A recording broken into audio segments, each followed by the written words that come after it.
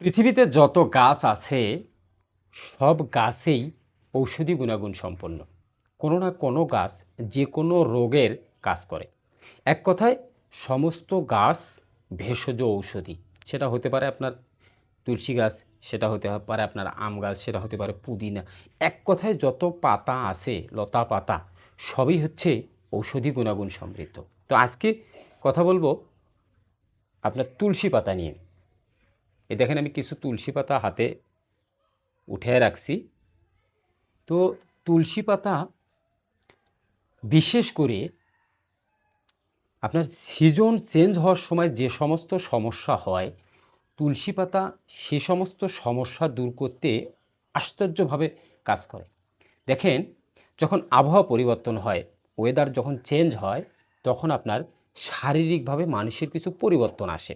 যেমন গরম থেকে যদি ঠান্ডায় যায় বা ঠান্ডা থেকে যদি গরমে যায়, তখন মানুষের শারীরিক কিছু পরিবর্তন পরিলক্ষিত হয়। কেননা মানুষের স্বাস্থ্য, মানুষের ডাইজেশন, মানুষের শরীরটা পুরো নির্ভর করে আবহাওয়ার উপর, প্রকৃতির উপর। প্রকৃতি যেদিকে যাবে মানুষের স্বাস্থ্য, মানুষের আপনার শারীরিক অবস্থাও সেদিকে যাবে। যখনই আবহাওয়ার পরিবর্তন হয়, তখনই মানুষের স্বাস্থ্যেরও কিছু পরিবর্তন আসে। ঠিক সে সময়ে আপনার যাদের ইমিউনিটি দুর্বল, তারা কিন্তু সাধারণ জ্বর, সর্দি, কাশিতে আক্রান্ত হয়। কেন হয়?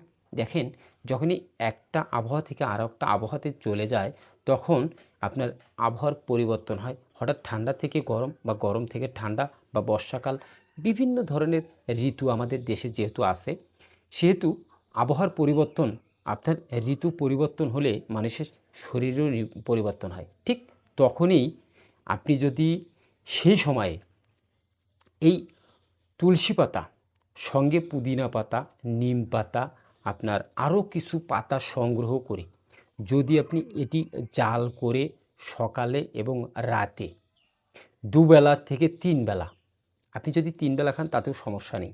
আপনি এটি সুন্দর করে জাল করে পানি দিয়ে 10 মিনিট ফুটিয়ে সেই পানিটা সেকে নিয়ে চায়ের মতো করে খাবেন।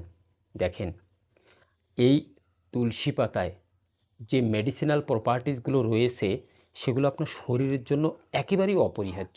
বিশেষ করে এই তুলসী পাতায় যে অ্যান্টিঅক্সিডেন্ট উপাদান আছে, টেনিন এবং ফ্লাভানয়েডস, এই টেনিন এবং ফ্লাভানয়েডস অ্যান্টিঅক্সিডেন্ট আপনার সামগ্রিক স্বাস্থ্যকে সুস্থ রাখতে, আপনার ইমিউন সিস্টেমটাকে শক্তিশালী করতে, আপনার ইমিউন সিস্টেমকে বুস্ট করতে খুবই গুরুত্বপূর্ণ ভূমিকা রাখে। আর এজন্যই যদি আপনি ওয়েদার চেঞ্জের সময় আপনার শুধু ওয়েদার চেঞ্জ না, যদি দেখেন যে আপনি হঠাৎ ঠান্ডা কাশি বা সর্দি কাশিতে আক্রান্ত হচ্ছেন, জ্বর জ্বর ভাব মনে করতেছেন, তাহলে আপনি তুলসী পাতার কাড়া বানিয়ে খেতে পারেন। সেটা সকাল, দুপুর, রাত 3 বেলায় আপনি খেতে পারবেন। পরিমাণ কী রকম হবে? দেখেন, আপনার 1 গ্লাস পানি নিয়ে ফুটিয়ে হাফ গ্লাস করে সেটা চায়ের মতো করে চিবিয়ে চিবিয়ে খাবেন। দেখেন, পানি, যে কোনো পানি আপনি ঢকঢক করে গিলে খেলে হবে না। আপনি আস্তে আস্তে চিবিয়ে চিবিয়ে খাবেন। কেন চিবিয়ে চিবিয়ে খাবেন? এর যুক্তিটা কি? সায়েন্স কি বলে?